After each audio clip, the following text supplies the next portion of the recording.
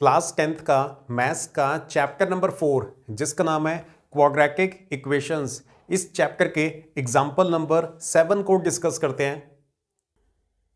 Next question पे आते हैं। चैप्टर 4 का एग्जाम्पल नंबर 7 सॉल्व करते हैं। Solve the equation 2x² - 5x + 3 = 0 by the method of completing the square. देखो, क्वाड्रेटिक इक्वेशन को सॉल्व करने के 3 तरीके होते हैं ना। या तो आप method of splitting the middle term वो यूज कर सकते हो, या फिर आप method of completing the square use कर सकते हो, या फिर आप क्वाड्रेटिक फॉर्मूला को यूज करके अपनी इक्वेशन को सॉल्व कर सकते हो। आपको तीनों के तीनों मेथड अच्छे से आने चाहिए। अब इस क्वेश्चन में तो साफ साफ लिख दिया है कि method of completing the square को ही यूज करके आपने इस क्वाड्रेटिक इक्वेशन को सॉल्व करना है। तो चलो सॉल्व करते हैं।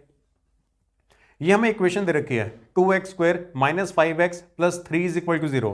सबसे पहले तो आपने देख लेना है कि जो इक्वेशन है ना वो स्टैंडर्ड फॉर्म में होनी चाहिए। मतलब पहले स्क्वायर वाली टर्म होनी चाहिए, उसके बाद x वाली टर्म होनी चाहिए और लास्ट में फिर कांस्टेंट टर्म होनी चाहिए। तो यहां पर ये वाली जो इक्वेशन है वो पहले से ही स्टैंडर्ड फॉर्म में है।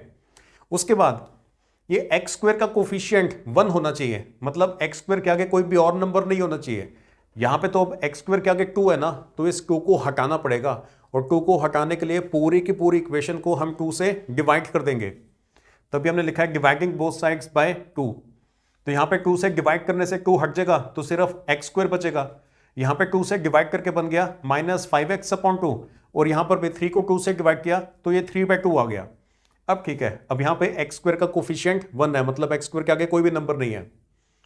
उसके बाद ये जो कांस्टेंट टर्म है ना, कांस्टेंट टर्म को आपने राइट हैंड साइड पर भेजना है। तो ये 3/2 को राइट हैंड साइड पे भेजेंगे तो उसका साइन चेंज हो जाएगा, -3/2 बन जाएगा। यहां तक क्लियर हो गया।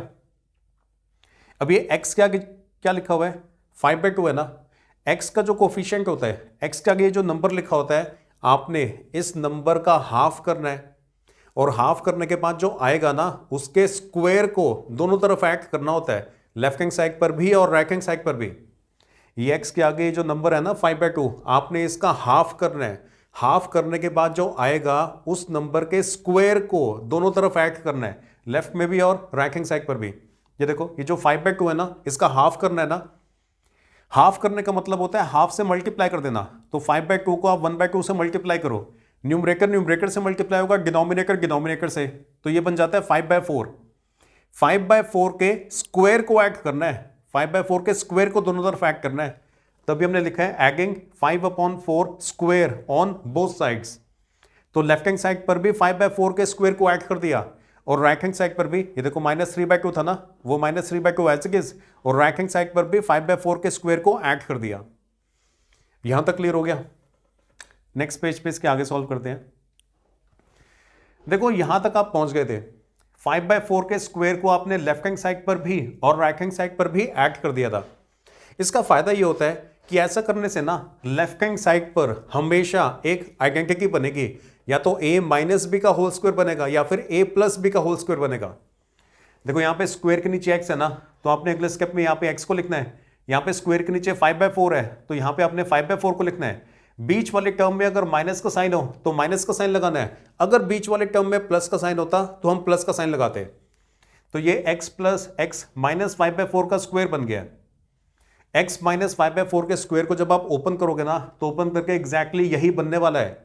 a - b का होल स्क्वायर होता है ना, a² + b² - 2ab। उस आइडेंटिटी को रिवर्स डायरेक्शन में यूज कर रहे हैं। a² + b² - 2ab, उसको हमने रिवर्स डायरेक्शन में यूज करके a - b का होल स्क्वायर बना दिया। क्लियर हो गया। यहां पे स्क्वायर के नीचे क्या है, x है ना, तो आपने x को लिखना है। यहां पे स्क्वायर के नीचे 5/4 है ना, आपने 5/4 को लिखना है। बीच वाली टर्म में माइनस का साइन है तो माइनस का साइन लगा देना है। ये x - 5/4 का स्क्वायर बन जाएगा। समझ आ गया। ये राइट हैंड साइड पे आपको सिंप्लीफाई करना पड़ेगा। ये -3/2 का -3/2 एज इट इज, और ये 5/4 का स्क्वायर करेंगे तो ये 25/16 बन गया। ये x - 5/4 का स्क्वायर एज इट इज, ये यहां पे हमने एलसीएम लिया है।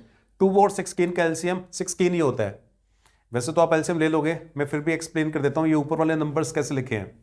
डिनोमिनेटर से एलसीएम को डिवाइड करना है, डिवाइड करने के बाद जो आएगा उससे न्यूमरेटर को मल्टीप्लाई करके यहां लिखना होता है। डिनोमिनेटर से एलसीएम को डिवाइड करना है, डिवाइड करने के बाद जो आएगा उससे न्यूमरेटर को मल्टीप्लाई करके यहां लिखना होता है। तो देखो 2 से 16 को डिवाइड करो तो 8 आएगा ना, 8 multiply by -3 is equal to -24। Denominator से डिवाइड करना है, डिवाइड करके जो आएगा उससे न्यूमरेटर को मल्टीप्लाई करके यहां लिखना होता है। तो 16 से 16 को डिवाइड करेंगे तो 1 बचेगा, 1 multiply by 25 is equal to 25। चलो एलसीएम ले लोगे, यहां तक पहुंच गए। 25 में से 24 माइनस करो तो ये 1/16 रह गया, ये सिंप्लीफाई करके 1/16 आ गया। अब यहां पे स्क्वायर रूट हटाना है तो उसके लिए आप यहां पे लिखोगे taking square root on both sides. Left hand side पर स्क्वायर रूट लेने की वजह से स्क्वायर रूट हट जाएगा, ये स्क्वायर हट जाएगा और x माइनस 5/4 बचेगा, और ये 1/16 राइट हैंड साइड पर भी आपने स्क्वायर रूट लेना है।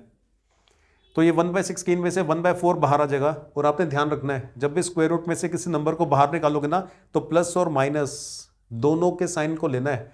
प्लस 1/4 भी आएगा, -1/4 भी आएगा, तो x minus 5/4 is equal to plus minus 1/4। यहां तक क्लियर हुआ? नेक्स्ट पेज पे आते हैं इसके आगे। अब आगे आपको दो केस बनाने पड़ेंगे, एक बार आपने पॉजिटिव साइन लेना है और एक बार आपने नेगेटिव साइन लेना है।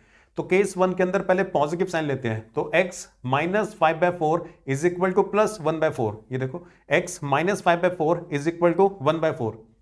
ये -5/4 इस तरफ आएगा तो साइन चेंज हो जाएगा, प्लस 5/4 बन जाएगा। यहां पे एलसीएम लिया है, एलसीएम लेके सिंप्लीफाई करके x की वैल्यू 3/2 आ जाती है।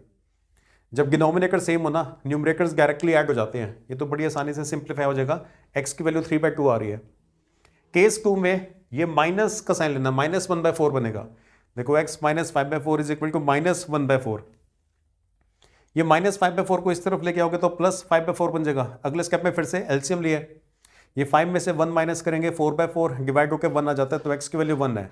तो या तो x की वैल्यू 3/2 होगी या फिर x की वैल्यू 1 होगी। तो 3/2 and 1, this is the answer.